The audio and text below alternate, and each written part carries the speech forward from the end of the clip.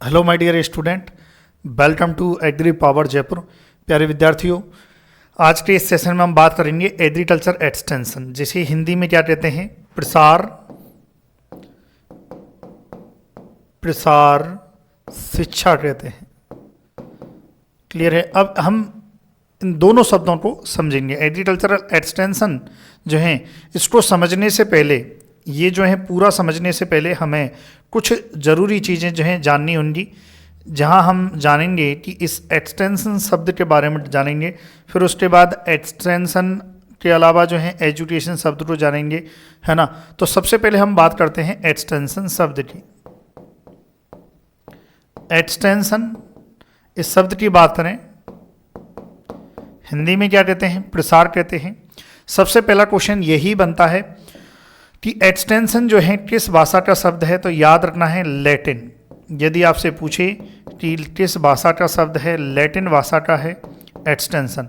और लैटिन भाषा के दो शब्द, एक तो क्या है एट्स और एक क्या है टेंसियो। क्या है? एक शब्द क्या है एट्स और एक क्या है टेंसियो। एट्स मतलब क्या होता है? एट्स का मतलब होता है आउट। क्या होता है? आउट, यानी कि बाहर। क्लियर है? और दूसरा जो शब्द है टेंसियो, टेंसियो का मतलब होता है स्ट्रेचिंग। स्ट्रेचिंग क्या होता है? स्ट्रेचिंग। तो याद रखना है क्या क्या मतलब होता है स्ट्रेचिंग। स्ट्रेचिंग का मतलब होता है फैलाना। स्ट्रेचिंग का मतलब होता है फैलाना। क्लियर है? यानी कि एक्सटेंशन क्या है? एक्सटेंशन एट्स प्लस टेंसियो शब्द से मिला हुआ एक लैटिन शब्द है, जिसका मतलब होता है किसी भी चीज़ का विस्तार करना, किसी चीज़ को बाहर फैलाना। यदि आपने कोई रिसर्च की है, वो आप तक सीमित ना रहे, लोगों तक जो है उसका प्रचार प्रसार हो, यही एक्सटेंशन है। कोई नया मोबाइल मार्केट में आया, लोगों को कैसे पता चलेगा कि नया मोबाइल जो है कंपनी ने लॉन्च किया है? उसके लिए क्या ज़रूरी है? एक्सटेंशन, उसका प्रसार ज़रूरी है, उसका प्रसार जरूरी है। तो याद रखना है, ये आप लिखेंगे एक्सटेंशन जो एक लैटिन शब्द है, जिसका मतलब होता है एट्स प्लस टेंसियो, और एट्स मतलब आउट और टेंसियो मतलब जो है स्ट्रेचिंग होता है। ये क्वेश्चन आपसे पूछा जाता है। फिर बात करते हैं कि अब बात आती है कि भाई ये जो शब्द एक्सटेंशन है, इसका ओरिजिन कहाँ से हुआ है, यानी कि इस एक्सटेंशन शब्द की उत्पत्ति की बात करें। किसकी बात करें? एक्सटेंशन शब्द की उत्पत्ति यानी कि ओरिजिन की बात करें। देखिए, इंग्लिश मीडियम वाले और हिंदी मीडियम वाले दोनों ही आप समझ सकते हो इन चीज़ों को, तो इसलिए जो भी है आपके अकॉर्डिंग जो है थोड़ा सा लिख लिया करना। एक्सटेंशन शब्द की जो उत्पत्ति है वो कहाँ से मानी जाती है? एक्सटेंशन जो वर्ड है, जो शब्द है, इसका जो ओरिजिन है वो कहाँ से माना जाता है? जो है याद रखें, ओरिजिन जो है कैम्ब्रिज यूनिवर्सिटी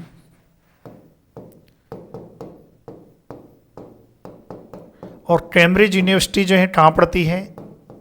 इंग्लैंड में पड़ती है। और इंग्लैंड जो है कहाँ पर है भाई? यूके में है ना। तो याद रखना है यूके। और कब भाई?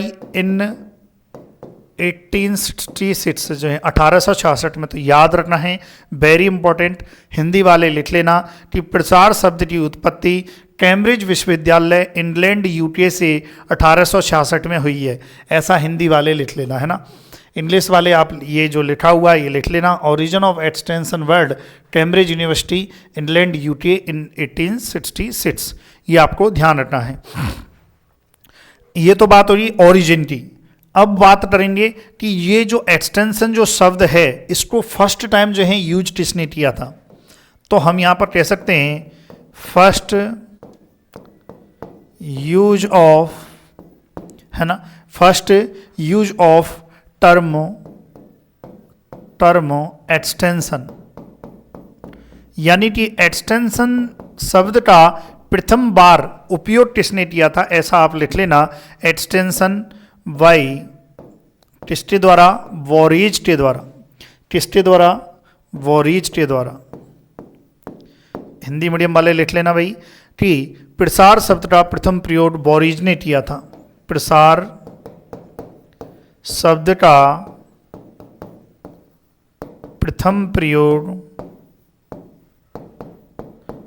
बोरीज ने किया। क्लियर है? जो प्रसार शब्द है इसका सर्वप्रथम प्रयोग जो है किसने किया है? वॉरिज ने किया है, ये आप लिखेंगे। फिर आगे देखेंगे भाई इसके बारे में जो है प्रसार शब्द जो है ये टर्म जो है किसने दी है, बात हो गई अपनी।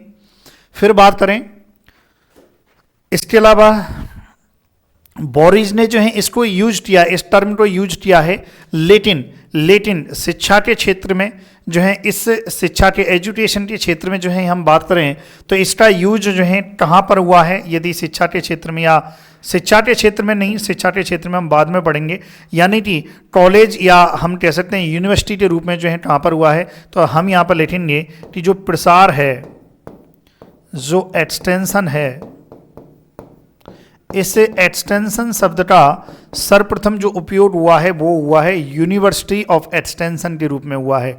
तो याद रखना है, तो इस शब्द का उपयोग जो है एक और मिलता है कि सर्वप्रथम लिखेंगे भाई, सर्वप्रथम ब्रिटेन में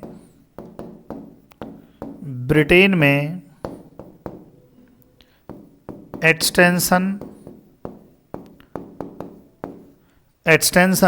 शब्द का प्रयोग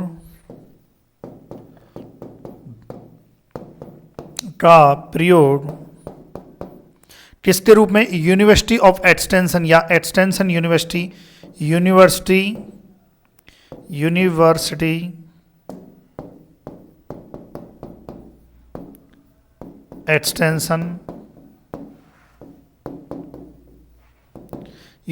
एक्सटेंशन या extension of the university, extension of the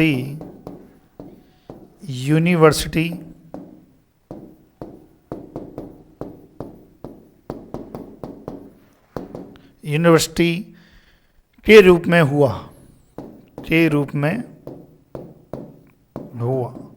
यानी कि अगर आपसे पूछे कि किसने इस एक्सटेंशन शब्द का सर्वप्रथम आदमी, यदि कोई ऐसे इंसान का नाम पूछे तो वॉरिज था, है ना। और यदि आपसे पूछे कि एक्सटेंशन का जो है ऐसे मतलब जो है यूज हुआ है, तो अब ऑप्शन के अकॉर्डिंग आप देख लेना, तो जो है किस रूप में हुआ है? यूनिवर्सिटी एक्सटेंशन या एक्सटेंशन ऑफ द यूनिवर्सिटी के रूप में हुआ है इस प्रसार शब्द का उपयोग।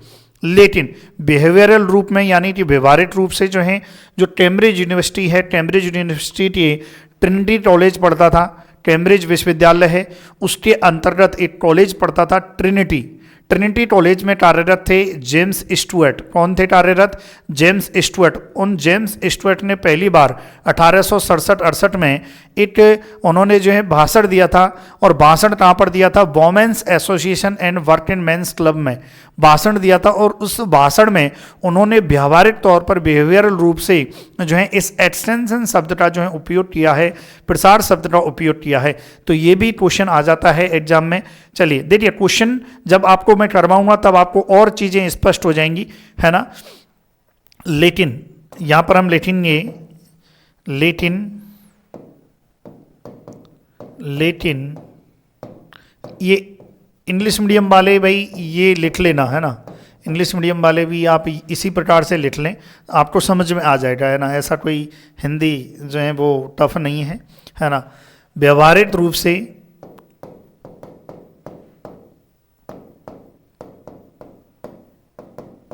कैम्ब्रिज, लेकिन व्यवहारिक यानी कि बिहेवियरल रूप से, व्यवहारिक रूप से कैम्ब्रिज विश्वविद्यालय के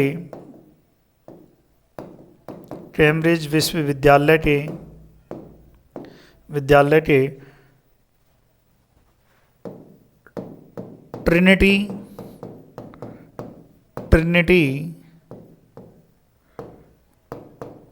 कॉलेज में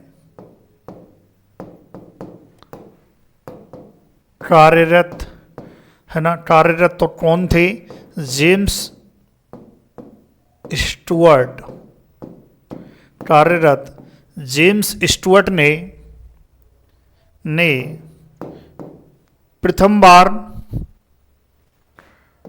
ने प्रथम बार फर्स्ट टाइम 1867-68 में, एग्जैक्टली इसका ईयर नहीं पता है ना, 67-68 में उत्तरी England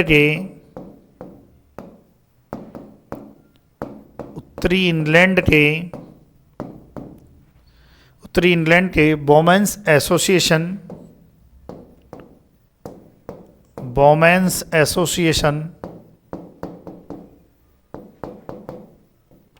and working men's club में संभाषण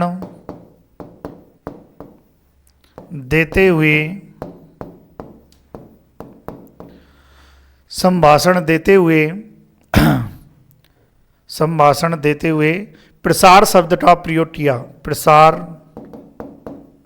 या एक्सटेंशन, इंग्लिश में क्या कहेंगे, एक्सटेंशन शब्द का प्रयोग किया। क्लियर है भाई, यहां तक ये याद रखें। द टर्म एक्सटेंशन जो है first use in Britain in 1867 by university of Cambridge and Oxford university. The first practical step, English वाले लिखना चाहें तो लिख सकते हैं, first practical step to give lecture to women's association and working men's club done by James Stuart in 1867 and 68, है ना, ये आपको ध्यान रखना है। चलिए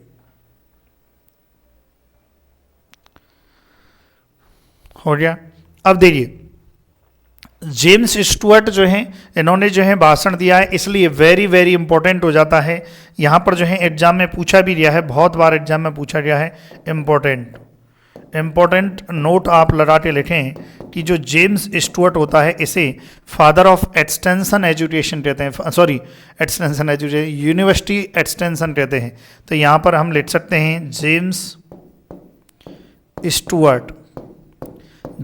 स्टुअर्ट को हम क्या कहते हैं, फादर ऑफ यूनिवर्सिटी एक्सटेंशन। देखिए फादर ऑफ एक्सटेंशन जो है वो जेपी लेटेंस को कहेंगे, जो आगे मैं बता दूंगा। और भारत में जो है जो फादर ऑफ एक्सटेंशन जिन्हें कहा जाएगा वो के.एन. सीन है, डॉक्टर के.एन. सीन, ये भी हम आगे लिख लेंगे इस चीज़ को। क्लियर है। चलिए तो याद रखना है जेम्स स्टुअर्ट को जो है क्या कहा जाता है, फादर ऑफ यूनिवर्सिटी एक्सटेंशन कहा जाता है, ये आपको ध्यान रखना है ना। क्लियर है। चलिए आगे बढ़ते हैं। ये आप लिखें भाई, देखिए लिखने के लिए आपको समय दिया जा रहा है, आप लिखें। चलिए लिख लिया आपने।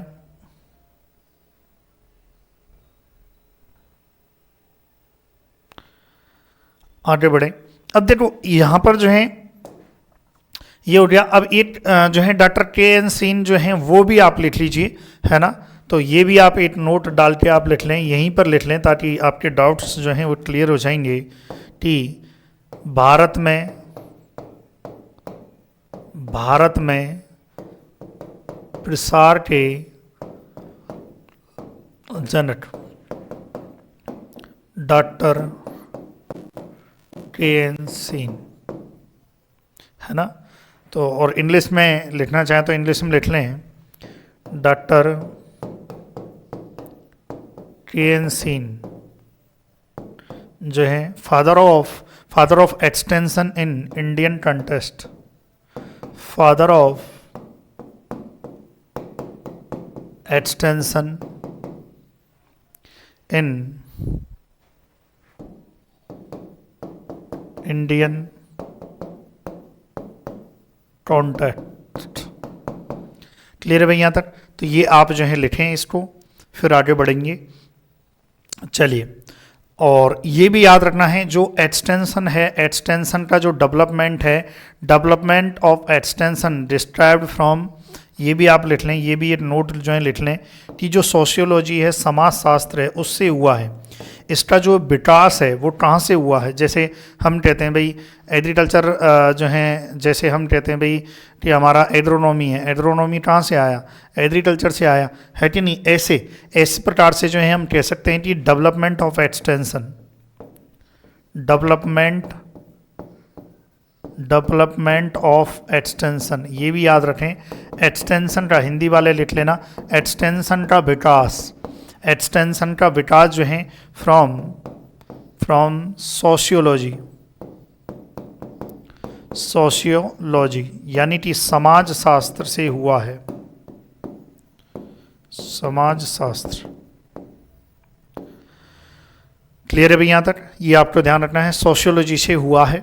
अब देखिए यहाँ पर जो है यूनिवर्सिटी ऑफ एक्सटेंशन है, हालांकि इस सिस्टम को जो है सबसे पहले जो है कैम्ब्रिज यूनिवर्सिटी में जो है 1873 में यूज किया, फिर लंदन यूनिवर्सिटी में जो है यूज किया था 1876 में, फिर ऑक्सफोर्ड यूनिवर्सिटी में जो है इसको यूज किया था 1878 में। हालांकि इसमें जब दो शब्द आते हैं, एक आता है यूनिवर्सिटी एक्सटेंशन, एक आता है एक्सटेंशन एजुकेशन। यदि दोनों ही स्थिति में जो है कॉलेज का क्रम यही रहेगा। सबसे पहले अगर आपसे क्वेश्चन आ जाए परीक्षा में कि यूनिवर्सिटी एक्सटेंशन या एक्सटेंशन एजुकेशन को पहली बार जो है कहाँ पर जो है प्रारंभ किया गया था, तो याद रखना है कैम्ब्रिज यूनिवर्सिटी में जो है इन 1873 में। तो ये भी हम आगे लिखेंगे इस चीज़ को जो है, आप यहाँ तक जो है कंप्लीट आप लिख लें। देखिए धीरे धीरे हम इसलिए चल रहे हैं ताकि आप जो है आराम से लिख सको, समझ के चीज़ें लिख सको, इसलिए हम आराम से चल रहे हैं। क्लियर है, चलिए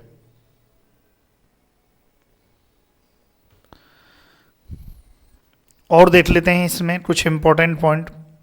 जैसे देखो अभी एक्सटेंशन ही चल रहा है, अभी एजुकेशन पे तो आए ही नहीं है हम, है ना, एजुकेशन पे नहीं आए, अभी एक्सटेंशन ही चल रहा है। और देखो बेसिक चीज़ें, जैसे आपसे पूछा जाए कि basic and crucial function of extension, extension का आपसे मुख्य कार्य यदि आपसे पूछे कि भाई मेन क्या कार्य है इसका, तो इसका जो कार्य है वो है मानव ह्यूमन के व्यवहार में परिवर्तन लाना, यानी कि डिजायरेबल चेंज, जिस प्रकार का इंसान चेंज चाहता है उस प्रकार का चेंज लाना, ये इसका जो है मेन हम कह सकते हैं फंक्शन है। तो यहाँ पर इसका फंक्शन क्या है, डिजायरेबल, है ना, यहाँ पर लिखेंगे desirable change in human behaviour, है ना, यानी कि हिंदी में क्या रहेंगे, व्यवहार में वांछनीय परिवर्तन, व्यवहार में वांछनीय परिवर्तन। यदि आपसे कोई पूछ ले कि एक्चुअल में एक्सटेंशन क्या है, एक्सटेंशन है व्यवहार में परिवर्तन, उसके इच्छानुसार व्यवहार में परिवर्तन। कैसे देखो, आपके पास पैसा है, समझ लो आपके पास पैसा है, आप अच्छा खासा एक मोबाइल ले सकते हैं, आपके पास पैसा है। अब आपके पास पैसा पड़ा है, अब एक्सटेंशन एक अच्छा मोबाइल मार्केट में है, आपने उस चीज़ के बारे में सुना समझा और फिर इच्छा जागृत हुई, यानी कि आपके व्यवहार में चेंज हुआ, ये आपके अंदर डिजायरेबल चेंज हुआ कि यस मुझे मोबाइल लेना है, मुझे ये मोबाइल लेना है, 20,000 अपने पास रुपए पड़े, 20,000 का मोबाइल लेके आ जाओगे आप। तो यही इसका बेसिक फंक्शन होता है ना। और फिर उसके बाद जो है, जैसे अगर आपसे पूछे basic unit of extension, basic unit of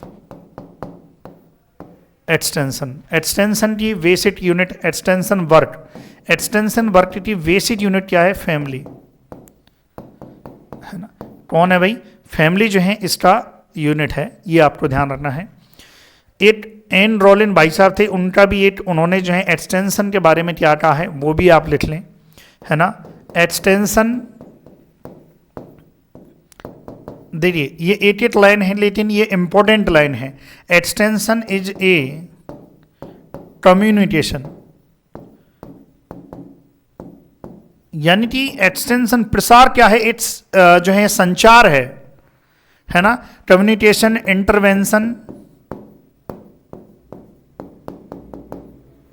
intervention according to, ये ऐसा किसने कहा है, extension is a communication intervention, यानी कि एक जो है संचार है ना, एक प्रकार का संचार है, एक्सटेंशन एक प्रकार का संचार है, ये ऐसा किसने कहा है ना, एक प्रकार का जो है नई इंटरवेंशन, एक नई प्रणाली है संचार की, ऐसा जो है ये किसने कहा है, एन रोलिन ने, अकॉर्डिंग टू, किसके अकॉर्डिंग जो है, अकॉर्डिंग टू एन रोलिन।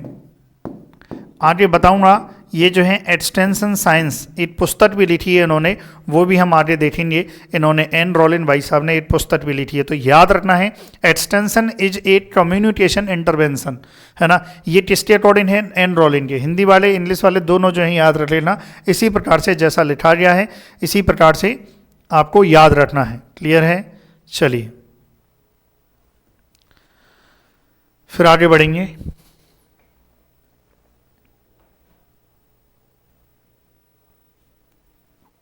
फिर देखते हैं, अब यहाँ पर एक शब्द आया है, अब हमने उसके बारे में तो बात कर ली, थोड़ा सा हम बात करेंगे एजुकेशन के बारे में।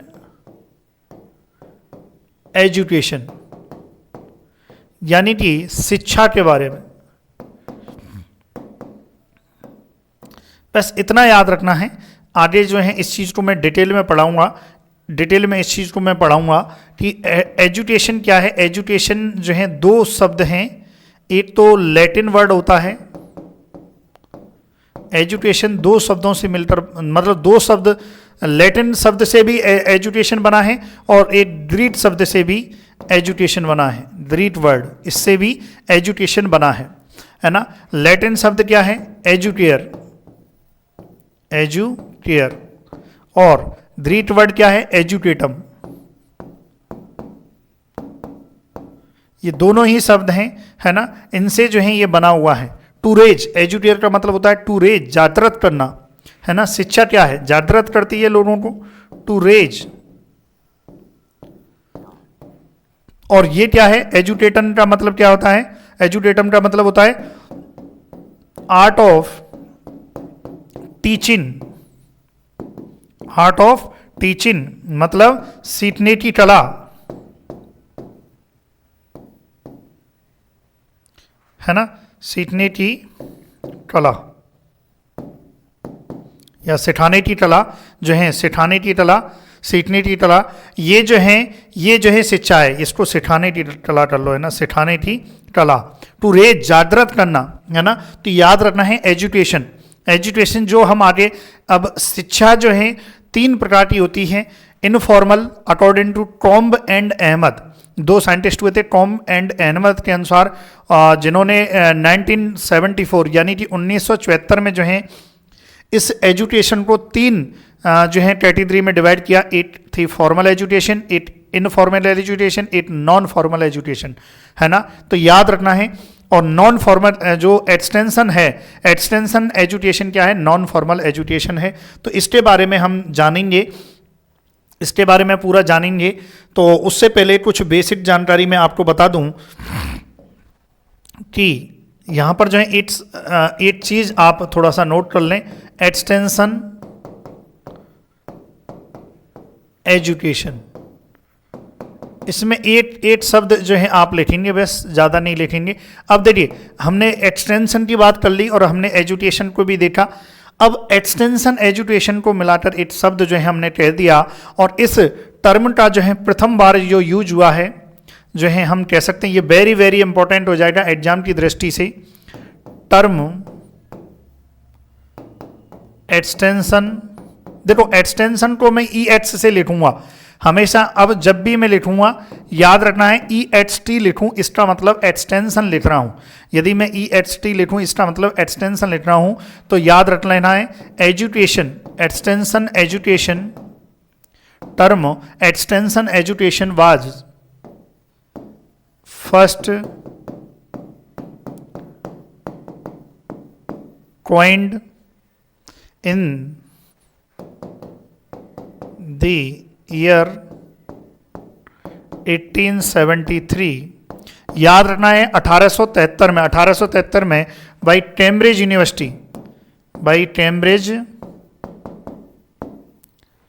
यूनिवर्सिटी, ये भी आपको याद रखना है, जो है कैम्ब्रिज यूनिवर्सिटी के द्वारा जो है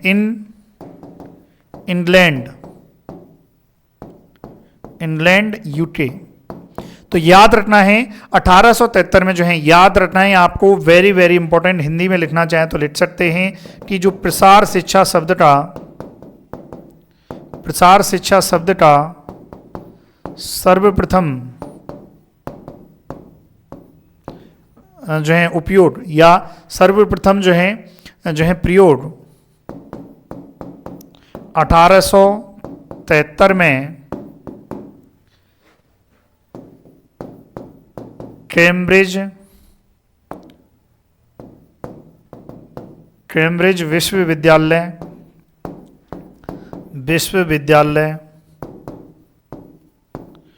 इंग्लैंड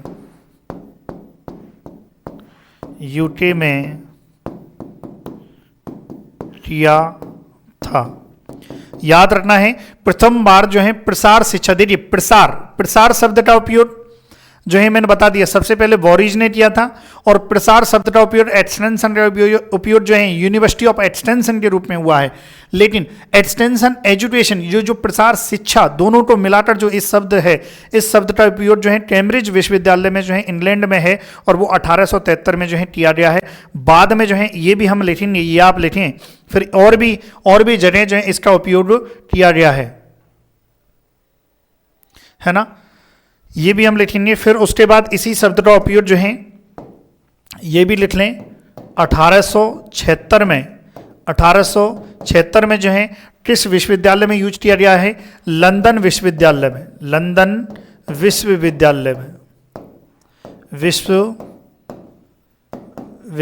में है ना। याद रखना है लंदन विश्वविद्यालय में 1876 में। फिर उसके बाद जो है 1878 में जो है ऑक्सफोर्ड जो है 1800 ऑक्सफोर्ड विश्वविद्यालय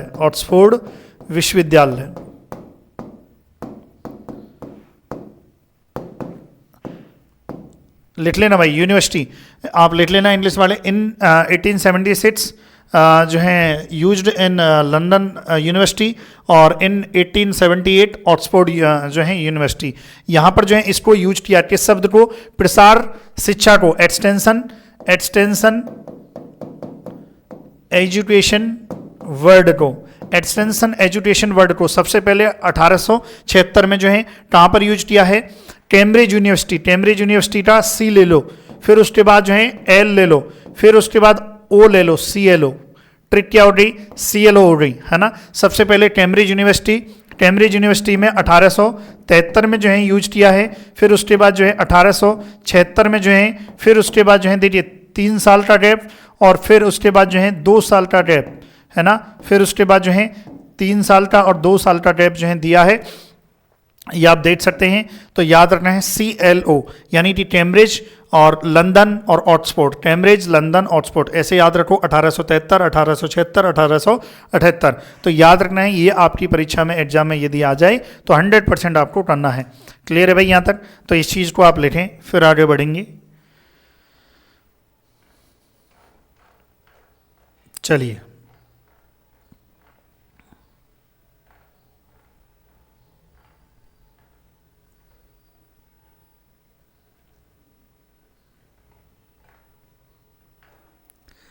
आगे बढ़ें भाई।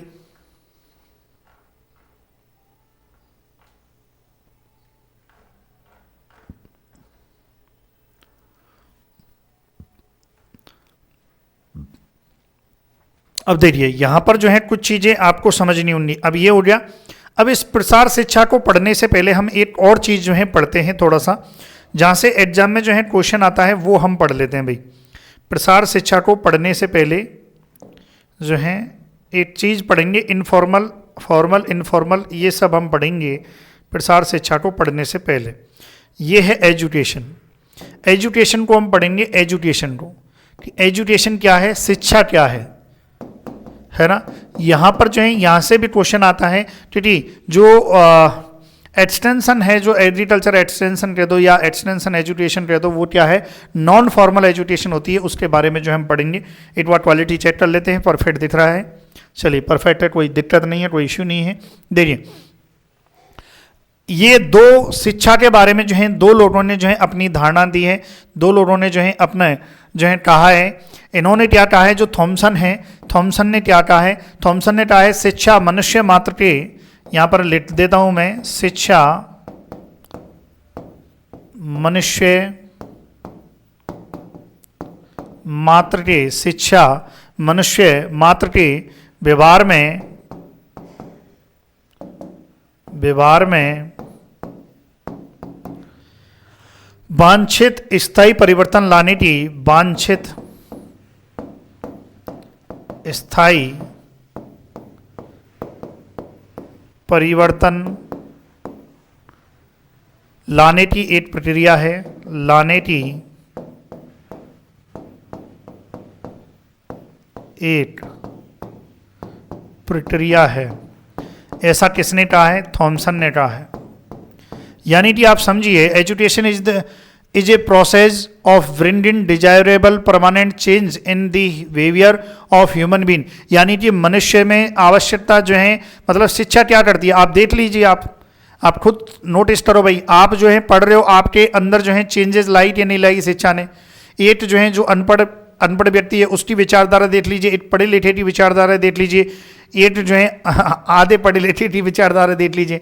शिक्षा ने जैसे जैसे चाहा वैसे वैसे जो है ह्यूमन बिहेवियर में जो है एक चेंजेस लाया है। तो ये किसने कहा है, थॉमसन भाई साहब ने कहा है। हमारे स्वामी विवेकानंद जी ने क्या कहा है कि education is the manifestation of perfection already in mens. यानी कि इन्होंने कहा है कि शिक्षा मनुष्य में छिपी पूर्णता को जागृत में लाने का साधन है। यानी कि जो शिक्षा है मनुष्य के अंदर रहती है, बस इसको मोटिवेट यदि किया जाता है, इस चीज़ को जागृत किया जाता है, इस चीज़ को बढ़ाया जाता है, इसका जो है मैनिफेस्टेशन किया जाता है, तो ये जो है किससे किया जा सकता है, शिक्षा। यानी कि आपको ज्ञान है, सब कुछ ज्ञान है, लेकिन वो चेताया जाएगा कैसे। हनुमान जी जो है, रामायण आपने जो है देखी होगी, सुनी होगी।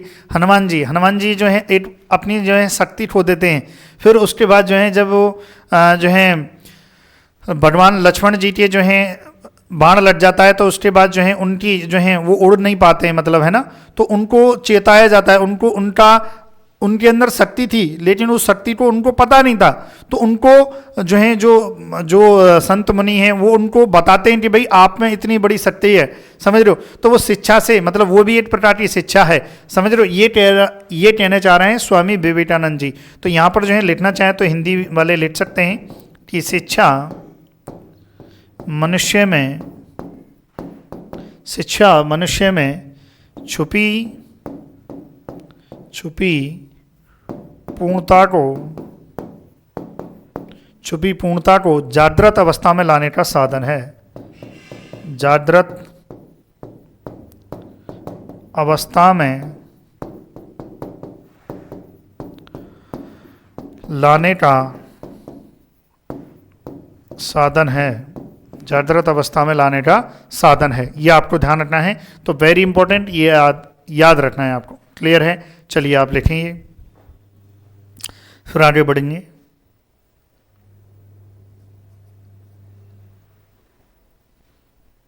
लिख लिया।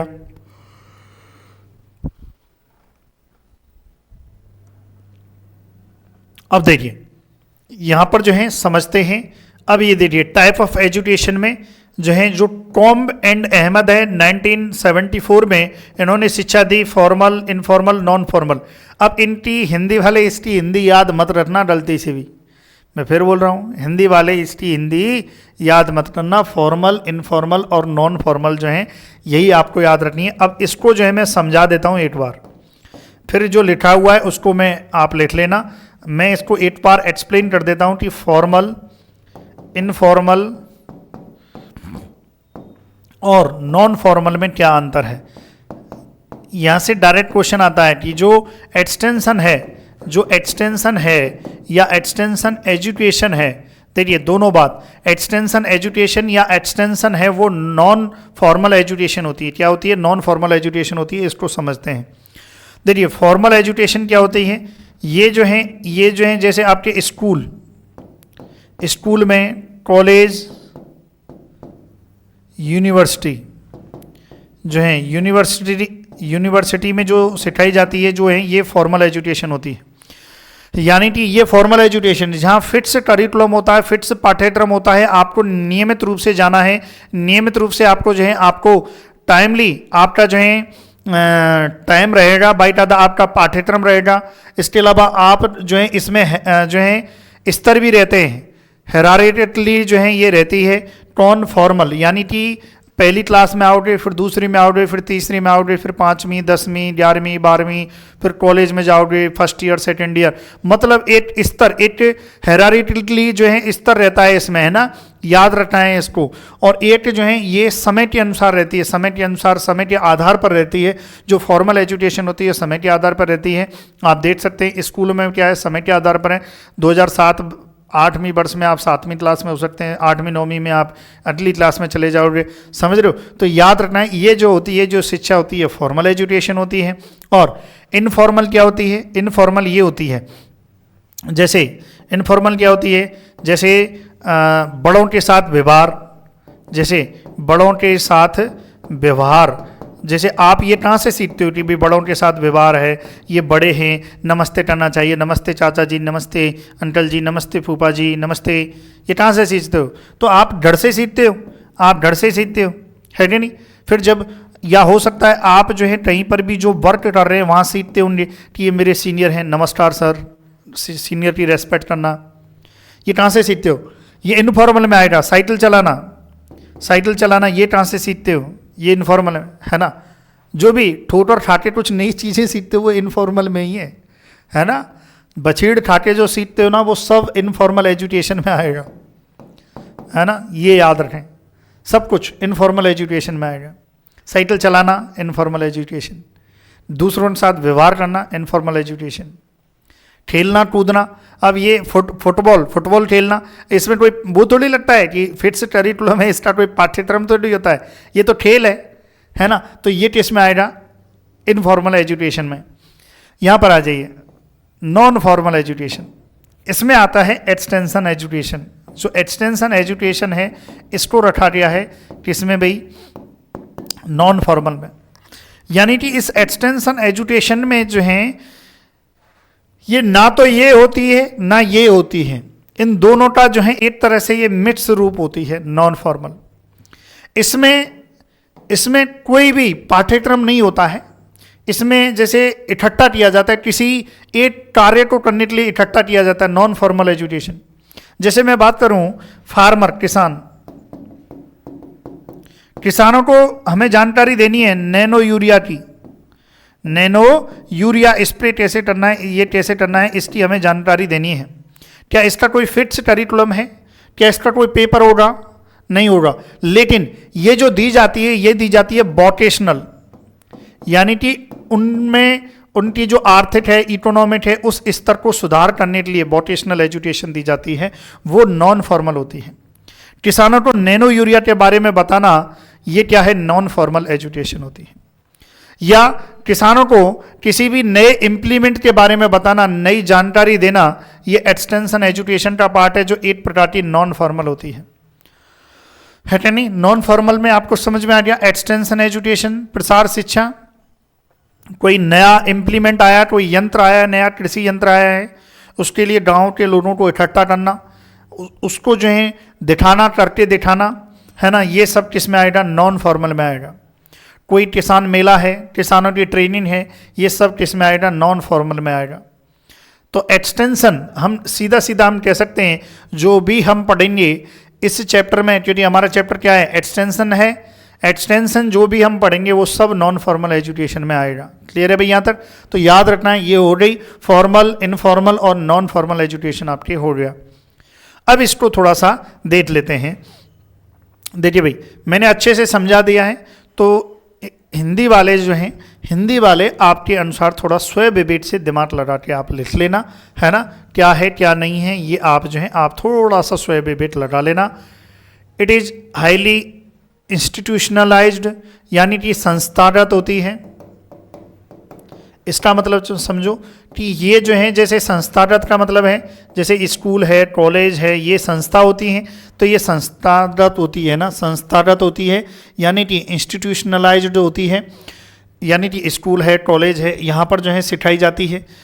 क्रोनोलॉजिकल ग्रेडेड होती है, यानी कि समय पर आधारित, समय पर आधारित होती है। भाई समय पर आधारित होती है मतलब ये है कि आपको इस वर्ष जो है ये परीक्षा देनी है और पास करनी है, आपको पहली क्लास पास करनी है, आपको 10वीं क्लास पास करनी है, फिर अगली क्लास में आ जाओगे, तो समय पर आधारित है, क्रोनोलॉजिकली होती है। एंड हेरारिटिकली होती है, यानी कि इसका मतलब समझिए स्तर वाली होती है, यानी कि इस शब्द का मतलब होता है आप पहले जो है पहली फर्स्ट क्लास में आए, फर्स्ट क्लास, फिर उसके बाद जो है धीरे धीरे 2, 3, 4 9th क्लास, फिर 10th क्लास, फिर 11th क्लास, ये सब क्या है 11th क्लास, ये सब हेरारिटिकली होता है, यानी कि स्तर वाला होता है ना, ये याद रखें। Structure education starting from primary school and reaching up to university education, यानी कि आपकी जो है प्राइमरी स्कूल से प्रारंभ होगा और यूनिवर्सिटी तक जो है जाएगा, ये क्या होती है फॉर्मल एजुकेशन होती है ना। अब देखो हिंदी वाले और इंग्लिश वाले दोनों ही यही डेफिनेशन आप इसी प्रकार से आप लिख लो, है ना। चलिए भाई समझ में आ गया आपको, तब आप जो है अपने समझ के अनुसार जो है आप लिख लेना। चलिए भाई आगे बढ़ते हैं। हाँ भाई लिख लिया आपने,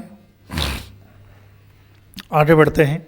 अब देखिए अगला है, अगला क्या है इनफॉर्मल। इनफॉर्मल के बारे में मैंने बता दिया। देखिए is the life long process by which every person, है ना, एक्वायर्ड एक्यूमुलेट नॉलेज, जो ज्ञान है उसको ग्रहण करता है, स्किल को ग्रहण करता है, और उसके बाद एटीट्यूड यानी कि दृष्टिकोण and insight from the daily experience and exposure to the environment at home work at play, यानी कि जो बाहरी इन्वायरमेंट है वहाँ से आप सारी चीज़ें सीखते हो, है कि नहीं है, ये सब कुछ जो है क्या आ जाएगा इनफॉर्मल एजुकेशन में आ जाएगा।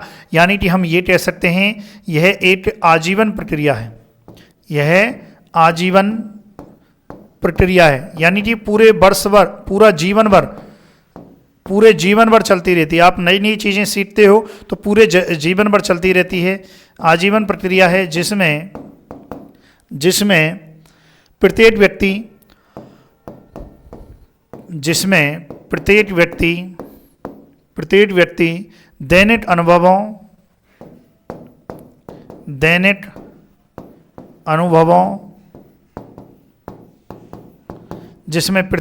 दैनिक अनुभवों तथा वातावरण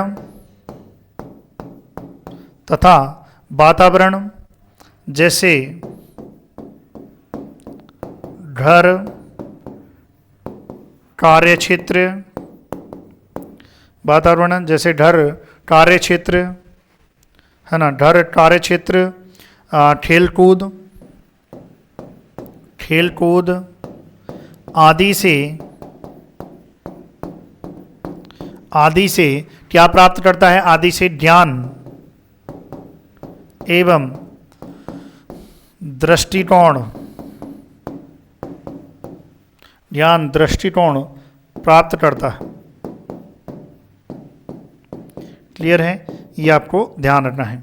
चलिए फिर उसके बाद जो है नॉन फॉर्मल आएगी, है ना, ये लिख लिया आपने। नॉन फॉर्मल यानी कि आउट ऑफ स्कूल एजुकेशन, है ना, स्कूल के बाहर जो शिक्षा दी जाती है वो जो है ये रहेगी, है ना। चलिए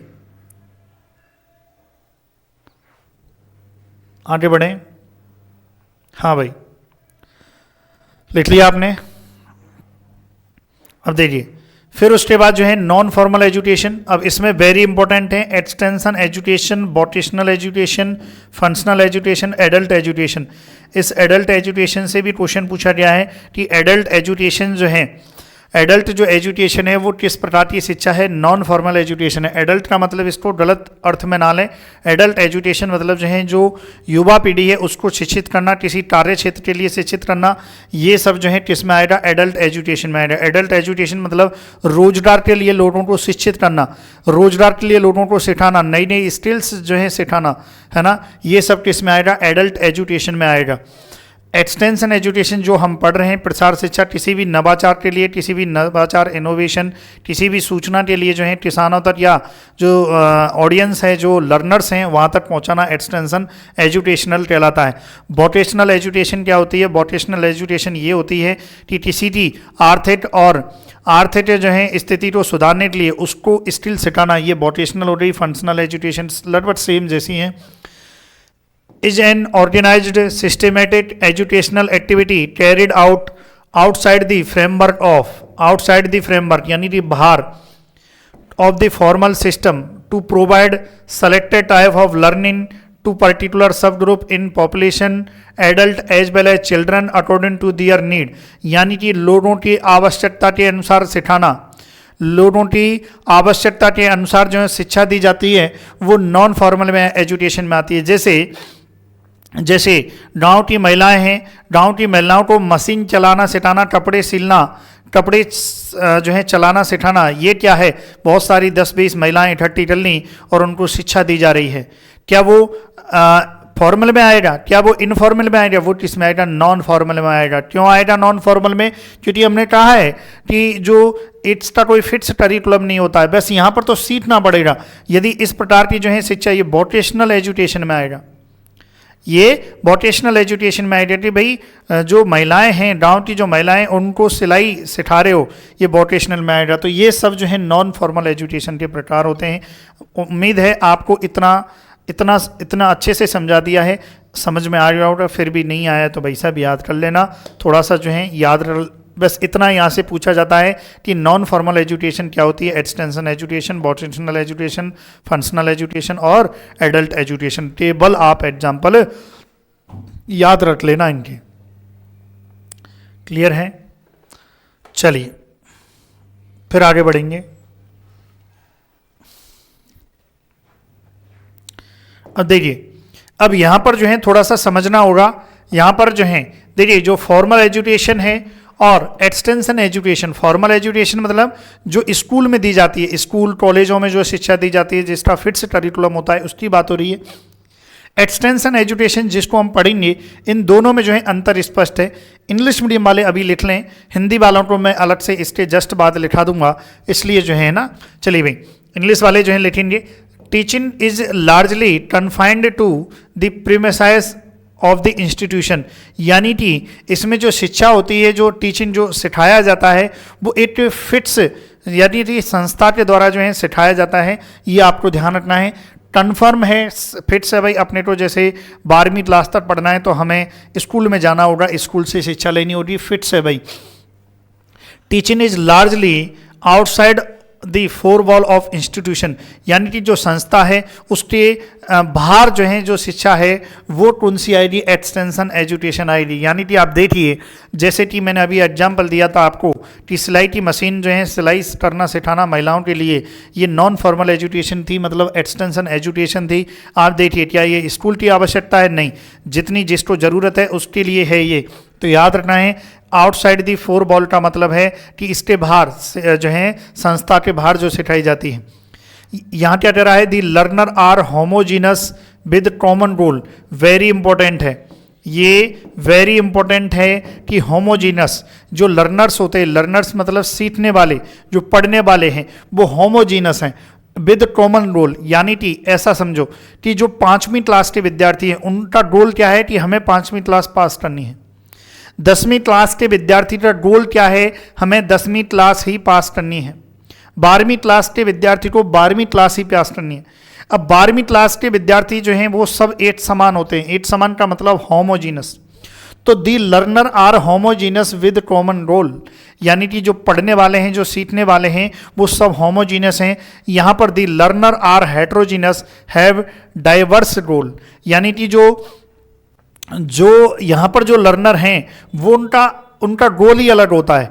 हो सकता है कि वो कैसे होते हैं, हेट्रोजीनस होते हैं। इसका मतलब हेट्रोजीनस का मतलब किसी भी उम्र और किसी भी एज के हो सकते हैं। यहाँ पर ये होमोजीनस है, इसका मतलब ये समान एज के हैं, सेम एज ग्रुप के रहते हैं। यहाँ पर जो है कोई भी सेम एज ग्रुप नहीं होता है। छोटी छोटी जो 8-10 साल की लड़कियाँ भी सिलाई का काम सीख सकती हैं, बड़ी महिलाएं भी सीख सकती हैं, बुजुर्ग भी महिलाएं सीख सकती हैं। मतलब एज का, उम्र का कोई भी क्राइटेरिया दायरा फिक्स नहीं है। इसका मतलब जो है हेट्रोजीनस होती हैं। इनके जो गोल होते हैं डाइवर्स गोल होते हैं, किसी को कुछ खोलना है, किसी को किसी का काम करना है, हर किसी का इसका फिक्स गोल होता है कि मुझे 10वीं पास करनी है। समझ रहे हो, ये ध्यान रखें।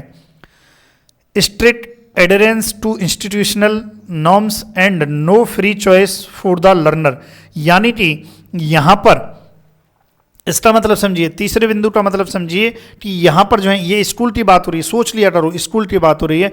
यहां पर देखिए strict adherence to institutional norms, यानी कि जो शिक्षा के जो भी नॉर्म्स बनाए गए हैं, जो भी रूल्स नियम कानून बनाए गए हैं, उन्हीं के अंतर्गत जो है विद्यार्थी को इसमें पढ़ाई करनी है ना। जो नियम कानून बनाए उसी के अंतर्गत उनके पास no free choice for the learner, कोई भी फ्री चॉइस नहीं है। ऐसा फ्री चॉइस नहीं है कि मैं 10वीं क्लास का विद्यार्थी हूं तो मैं 12वीं क्लास में बैठ जाऊं या मैं कॉलेज में चला जाऊं, यहाँ फ्री चॉइस नहीं है ना। आपको जो है 12वीं में आना है तो 11वीं पास करनी पड़ेगी, यदि आपको 11वीं में आना है तो 10वीं पास करनी पड़ेगी। आपके पास मतलब ये नियम कानून है फिक्स। देखिए यहाँ पर ऐसा नहीं है, यहाँ पर जो है freedom and choice of subject matter left to learner, यानी कि यहाँ पर फुल चॉइस है। आपकी इच्छा है तो कीजिए, नहीं है इच्छा तो मत कीजिए। जैसे किसान है, एक जगह ट्रेनिंग चल रही है यंत्रों की, कृषि के यंत्रों की जानकारी दी जा रही है, एक जगह जानकारी दी जा रही है नैनो यूरिया के स्प्रे की, तो किसान के ऊपर निर्भर करता है कि किसान को क्या सीखना है। तो उसके पास चॉइस है, सीखे नहीं सीखे वो भी उसकी मर्जी है। ये इसलिए ये कह रहा है कि freedom and choice of subject matter left to the learner, यानी कि सीखने वाले के लिए कोई भी वो नहीं है, कोई भी हम कह सकते हैं सब मतलब टोटल आज़ादी है, फ्रीडम है, कोई भी स्ट्रिक्टनेस नहीं है। अब यहाँ पर क्या कह रहा है, देयर इज फिक्स करिकुलम, यानी कि जो पाठ्यक्रम होता है वो फिक्स होता है। After completion of which the student are examined and degree are awarded, यानी कि यहां पर जो है पाठ्यक्रम फिक्स होता है, यहां पर बाकायदा परीक्षा होगी और आपको डिग्री से अवार्ड किया जाए, मतलब आपको अवार्ड दिया जाएगा। 10वीं क्लास में पास हुए हो तो 10वीं की मार्कशीट दी जाएगी। 10वीं क्लास में पास होने के लिए, मार्कशीट पाने के लिए आपको एग्जाम देना पड़ेगा। एग्जाम देने के लिए जो करिकुलम होता है, पाठ्यक्रम वो पढ़ना होगा। यहां पर ऐसा नहीं है, there is no fixed curriculum, है ना। It it's flexible dependent on the need, है ना, ये याद रखना है, जो है dependent on the need of learner. यहाँ पर कोई भी फिक्स करिकुलम नहीं है, ये फ्लेक्सिबल है, जिसकी जैसी आवश्यकता है उसके अनुसार जो है ये चेंज हो जाता है। Dependent on the need of learner, यानी कि सीखने वाले की ज़रूरत के आधार पर जो है ये सब कुछ रहता है। इसलिए इसको हमने क्या कहा, फ्लेक्सिबल। ये फ्लेक्सिबल होता है, सीखने वाले को ज़रूरत है, मुझे मुर्गी पालन सीखना है, मुझे भैंसों का पालन सीखना है, मुझे दूध डेयरी खोलनी है, मुझे अच्छी खेती करनी है, मुझे कपास की खेती करनी है, मुझे पॉली हाउस लगाना है, सबकी अलग अलग आवश्यकताएं होती हैं। तो इसलिए याद रखना है, no examination are held and no degree are awarded. देखिए यहाँ पर कोई भी एग्जामिनेशन होता है या नहीं होता है, कोई भी डिग्री दी जाती है या नहीं दी जाती है ना। तो याद रखना है, ये एक्सटेंशन और फॉर्मल एजुकेशन और भी हैं, और भी आगे हम पढ़ेंगे। 7 बिंदु हैं इसमें, चलिए भाई नोट डाउन करें यहाँ पे। फिर उसके बाद जो है देखते हैं क्या है, knowledge flow from teacher to learner, यानी कि आप देखिए जो नॉलेज है, जो ज्ञान है, उसका फ्लो कहाँ से होता है, टीचर से होता है। टीचर पढ़ाता है, जैसे कि मैं आपको ज्ञान दे रहा हूँ और आपको आप तक पहुँच रहा है, ये क्या है, ये मैं आपको ज्ञान दे रहा हूँ, आप तक पहुँच रहा है, ये है knowledge flow from teacher to learn. क्या आप मुझे ज्ञान दे रहे हो, नहीं दे रहे हो, है ना, मैं आपको ज्ञान दे रहा हूँ। लेकिन देखिए the extension agent also learn from those whom she or he teach, यानी कि जो यहाँ पर जो है इसमें एक्सटेंशन एजुकेशन में दोनों तरफ से सीखना होता है और सिखाना होता है। The teacher only instruct the student, the teacher only instruct student, निर्देश दिए जाते हैं विद्यार्थी को।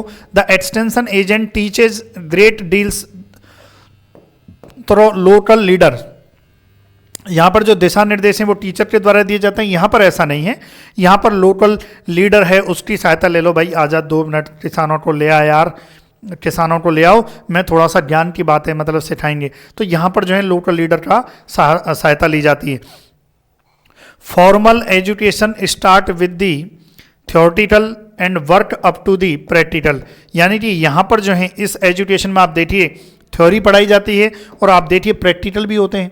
12वीं क्लास राजस्थान बोर्ड की मतलब बोर्ड क्लास में आप देखो 12वीं क्लास में आपको प्रैक्टिकल भी पढ़ने और आपको थ्योरी भी पढ़नी है। यहाँ पर क्या है, extension education start with the practical situation of the learner in which they live and work and develop into theoretical और इंटरेस्टेड इन देम, यानी कि यहाँ पर हम बात करते हैं प्रैक्टिकल सिचुएशन की। यहाँ पर तो थ्योरेटिकल और प्रैक्टिकल दोनों हैं और यहाँ पर हम बात करते हैं प्रैक्टिकल की। कैसे, हमने ये कहा कि ये यार ये किसान को बोला ये बहुत अच्छा यंत्र है, बहुत अच्छा यंत्र है, इससे पैदावार बहुत अच्छी होगी, ये बहुत अच्छी बुवाई करता है, बहुत अच्छी जो है। तो किसान सोचेगा यार मज़ा नहीं आया बातों में, बोले यार करके दिखा, मेरे खेत में चल, मेरे खेत में चल, इसको करके दिखा भाई, इसको थोड़ा यार सर इसको करके दिखाओ। तो वो क्या होगा, जो एक्सटेंशन वर्कर है वो खेत में लेके जाएगा भाई, ट्रैक्टर के साथ जो है जो यंत्र है उसको जोड़ेगा और उसको बाकायदा दिखाएगा, है ना। यहां पर कॉन्सेप्ट काम करता है लर्निंग बाय डूइंग, जो जॉन डेवे ने दिया था। And seen is believing, seen by believing, देख कर विश्वास करो, करके सीखो।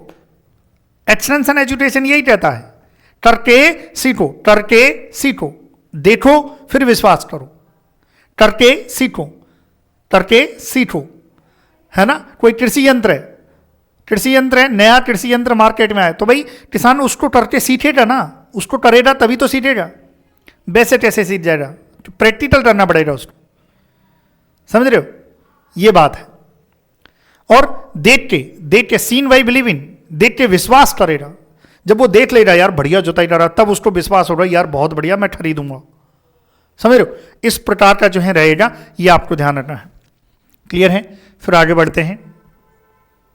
चलिए ये लिख लें आप,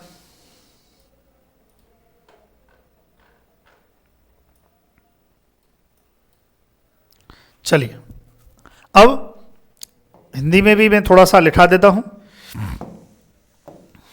क्या है, एक तो हमने बात की फॉर्मल एजुकेशन की और एक बात की हमने नॉन फॉर्मल की, ये दो ही तो बात चल रही है,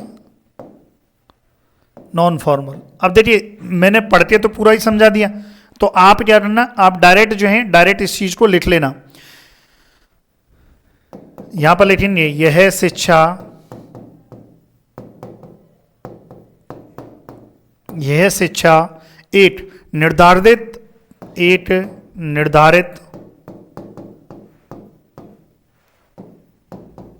पाठ्यक्रम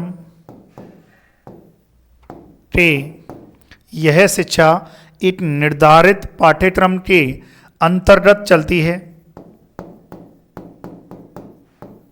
अंतर्गत चलती है। देखिए अभी बताया मैंने कि निर्धारित पाठ्यक्रम के अंतर्गत चलती है। और यहाँ पर यदि हम बात करें तो ये शिक्षा जो है, इस शिक्षा का कोई पाठ्यक्रम निर्धारित नहीं होता है, इस शिक्षा का कोई पाठ्यक्रम निर्धारित नहीं होता है।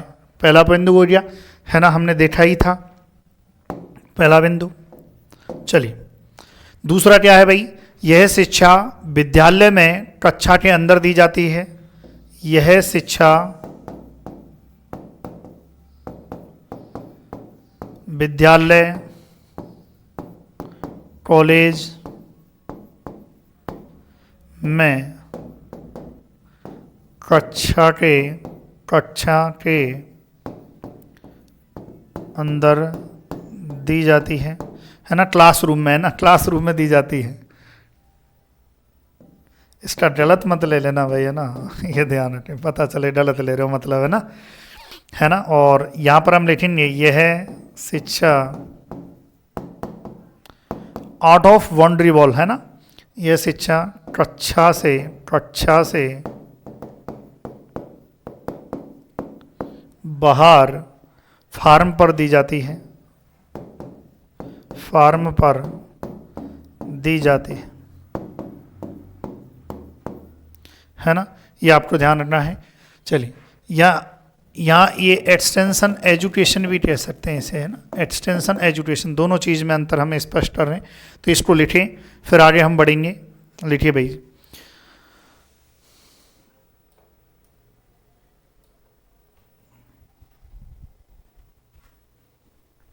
फिर देखते हैं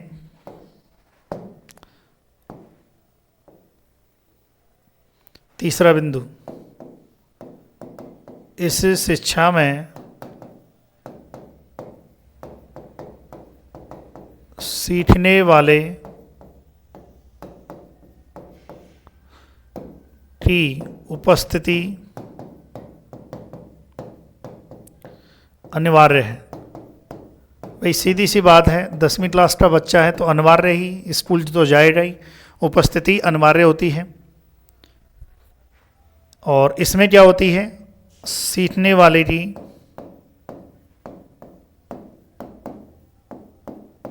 स्वेच्छा होती है,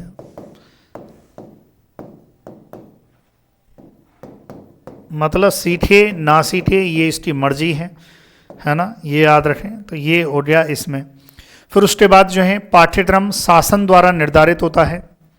जो पाठ्यक्रम होता है शासन द्वारा, पाठ्यक्रम ऐसा लिख दो, संस्था, शासन की बजाय संस्था द्वारा निर्धारित, यानी कि फिक्स करिकुलम होता है ना। पाठ्यक्रम संस्था द्वारा निर्धारित यानी कि फिक्स करिकुलम होता है। क्लियर है यहाँ तक, ये आपको ध्यान रखना है। और यहाँ पर जो है पाठ्यक्रम यहाँ कोई निर्धारण ही नहीं होता है, सीखने वाले की जरूरत के आधार पर। यहाँ पर हम कह सकते हैं सीखने वाले की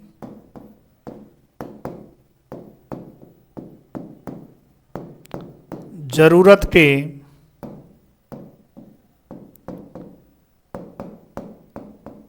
आधार पर, सीखने वाले की जरूरत के आधार पर, ये याद रखें। फिर आगे बढ़ेंगे। फिर उसके बाद सीखने वालों के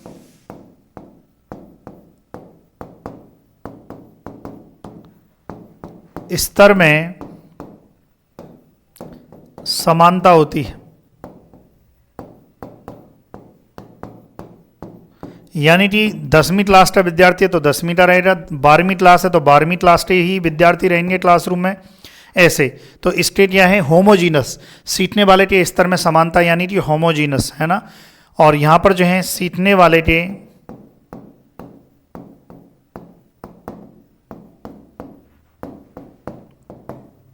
स्तर में विषमता होती है। विषमता यानी कि हेट्रोजीनस, विषमता यानी कि हेट्रो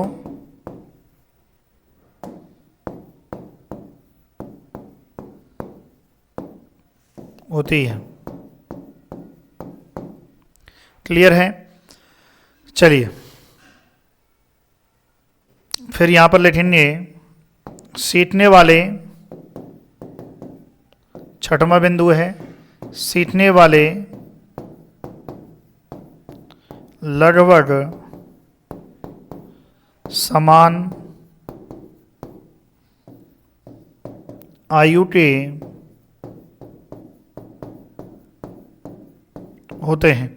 सीखने वाले लगभग समान आयु के होते हैं। और यहाँ पर हम लिख सकते हैं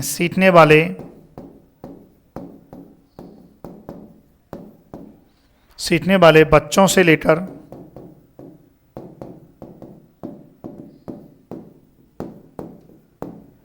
बच्चों से लेकर वृद्ध तक हो सकते हैं।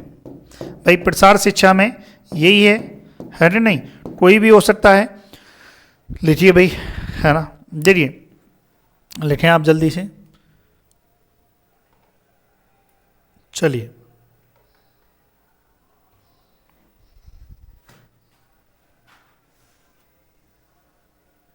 फिर उसके बाद और लिखेंगे सातवां बिंदु, है ना? साथ के साथ आप नोट डाउन कर लिया करें, है ना? शिक्षा 8 विषय में 8 स्थान पर, शिक्षा 8 विषय में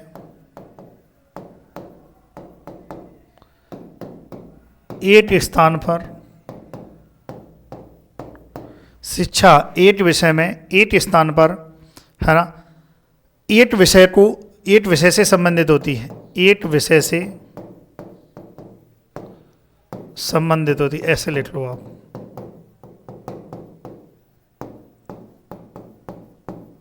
शिक्षा, है ना? शिक्षा 8 विषय की बजाय, 1 मिनट, शिक्षा 8 विषय में 8 स्थान पर 8 समय में डाल लो आप, तो ये भाषा शैली सही हो जाएगी।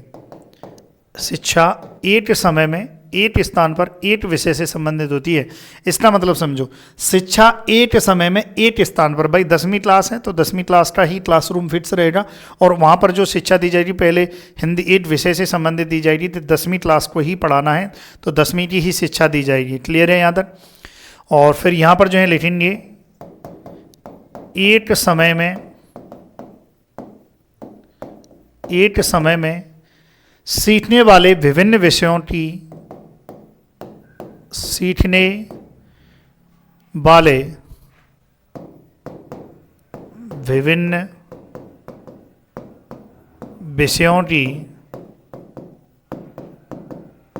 सीखने वाले विभिन्न विषयों की बातें रख सकते हैं, बातें रख सकते हैं। भाई कोई किसान मेला लगा या किसान गोष्ठी लगी, एक किसान ये कहेगा भाई मुझे स्प्रेयर का बता दो, कोई किसान कहेगा मुझे कृषि यंत्र का बता दो, कोई कहेगा बीज का बता दो, कोई कुछ कहेगा, है कि नहीं? ऐसे। फिर उसके बाद जो है अगला है लास्ट बिंदु, विषय क्षेत्र सीमित होता है, विषय क्षेत्र सीमित होता है, विषय क्षेत्र सीमित होता है। और यहाँ पर हम लिखेंगे इसका, यानी कि फिक्स करिकुलम होता है, ऐसा हम कह सकते हैं ना। विषय क्षेत्र असीमित होता है। ये लो, हिंदी मीडियम में भी कंप्लीट है। तो इस प्रकार से जो है ये कंप्लीट है। क्लियर है लाडलो? तो ये आप लिखिए, और ये हमारे जो है कंप्लीट होता है, जिसमें हमने पूरा अच्छे से पढ़ा। और भी अगले क्लास में हम देखेंगे, और भी जो सामान्य जानकारी हैं वो हम देखेंगे। चलिए भाई, मिलते हैं अगली क्लास में। Thank you so much for watching video. Thank you so much.